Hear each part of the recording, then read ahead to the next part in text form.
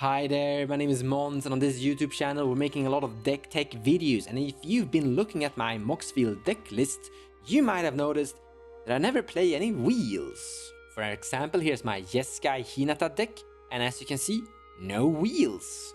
Here we have my Blue Farm deck with Tymna and Crom, and if we scroll down to sorceries, no Wheel of Fortune, no Time Twister, no Windfall either. If we look at my Sans White, 11 the Mage and Max the Daredevil, and we scroll down to sorceries, no Windfall, no Wheel of Fortune and no Time Twister. And this is basically the video to explain why so. So Wheel of Fortune is like one of the strongest card draw effects you can have inside the entire game. 3 mana to draw 7 cards, that's a huge burst.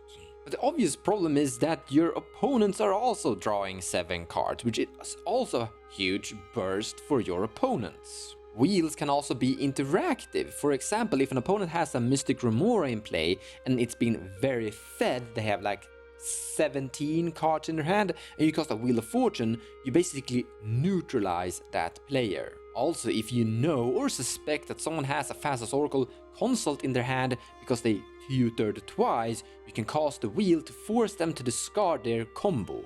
That's good. So I do recognize that there are some good stuff with the Wheel of Fortune here, but there's also huge negative aspects with it. Let me showcase an example of why I really don't like it. Here's Humble Defector. I really like this card, by the way, it's a cool card, but I absolutely don't play it because it is a grouphug card. You're gaining 2 cards, then someone else is gaining access to this and they will gain 2 cards as well. Now, they're not identical. Humble Defector could jump around on all of your free opponents, giving all of your free opponents card draw while you're gaining 0. That would be terrible outcome.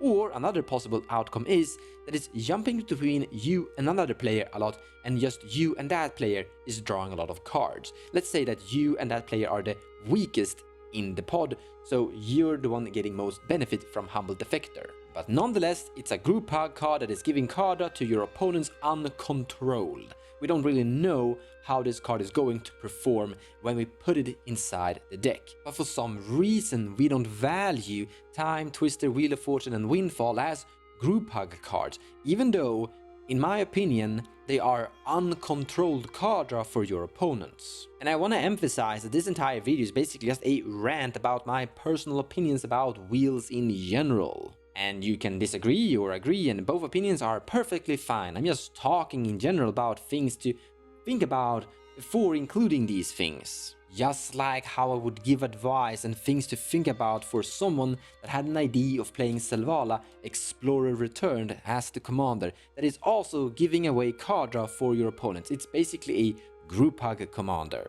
Casting a Time Twister without thinking about it, or just sitting there and tapping Selvala a little bit here and there for some cute mana value have risks. I've been in a lot of games where someone casts one of these spells and they pass turn, and the next player in turn order wins because they got a new grip of 7. Remember, your opponent is gaining the same value, but they are not paying the mana, and they untap with the value. You're gaining the value, but you still have your lands tapped while you gained the value. So in theory, your opponents are getting the better out of this than you, and you have 3 of those. Your opponent's total will draw 21 cards compared to your 7.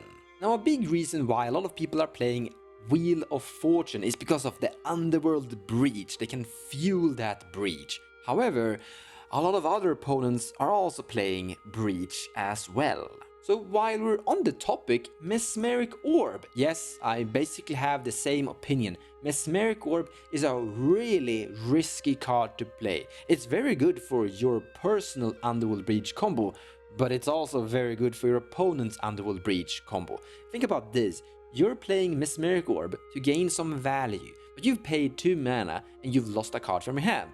Your opponents that have the same interest of having a Mesmeric Orb, they just gained it without paying any mana and without consuming a card from their hand.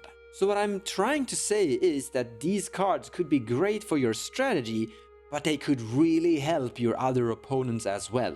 And you should think about that before you're including them or before you're casting them.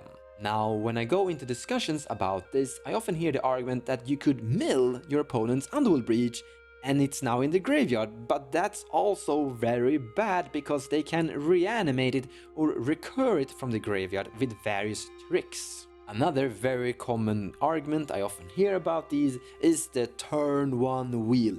You're the starting player, you're unloading your entire hand, and you wheel, and your opponent have to discard their opening hands, they're getting a new random 7, which could be garbage, and you're getting a new full grip. Come on, how often does that actually happen? I will agree that that opener would be amazing. However, you could be like last in turn order with this opener and a few people unload their hand and you're just giving them a new full grip. Now a lot of you know that I'm playing CC as my main favorite commander, and my strategy here is to just unload Stax pieces onto the battlefield. My interaction is in play and not sitting in my hand, and a way to counter wheel strategies was basically to play a really aggressive deck that emptied its hand very fast and efficiently, so that when someone casted a wheel, I would get a new grip of 7 and I would have so much more gas again. Also, I didn't need to have a hand with interaction, I could interact from CC. By the way, I had the best interaction in the entire game, finding Narset Parter Veils in instant speed versus someone casting a Wheel of Fortune. Yep, I've won a few games by doing that. And I'm not the only one doing this. Now sure, this is a 2-card combo, a lot of people are kinda going for now and then, but you could literally run into someone casting Notion Thief in response to your Wheel of Fortune, and that's GG. In competitive Commander, we're all playing a really low CMC ratio inside our deck, so that if we get a new grip of 7, we can just unload so much power. So the chance of you getting a great 7 that will win on the same main phase as you're resolving Time Twister is pretty decent. But the chance of one of your free opponents getting a win on that 7 is better. If you're resolving a wheel and you're not winning on your turn, you aren't gonna get another turn, because one of your free opponents are probably gonna win before that. Now, maybe I'm being a little bit unfair. I've talked about Mesmeric Orb helping opponents, I talked about Time Twister helping opponents, but sometimes Archon of Emeria or just Stax cards in general are also helping some opponents out there. And in previous videos I've even talked about counterspells and spot removal also sometimes group hugging and helping opponents as well. In the end, there's a lot of different things that could be considered a group hug action. And there's a lot of different scenarios and things you can do that accidentally help another player without you knowing it or without that being your intention. And I will once again absolutely agree that Archon of Emeria could accidentally help a player while it's hurting other players. And I am playing Archon of Emeria a lot. It's one of my favorite cards if I'm playing a Stax deck.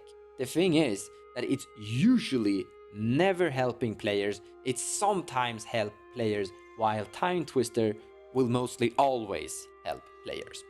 However, I'm not always casting Archon of Emeria. If I believe that I'm in a game where Archon of Emeria won't really do much and it might even help a player progress a little bit too quickly and hurt people I don't really want to hurt in this current situation, I actually don't cast Archon of Emeria, and that's my big message in this video, that sometimes you shouldn't cast Time Twister. And I personally find myself in so many games where I should, okay, not so many games today anymore, but when I did play Time Twister and Wheels back in the days, I found it so many times as hanging in my hand and I didn't want to cast it. I found it having a higher ratio of being terrible compared to the ratio of being good, compared to, for example, Archon of Emeria and Force of Will that I most of the time find very good.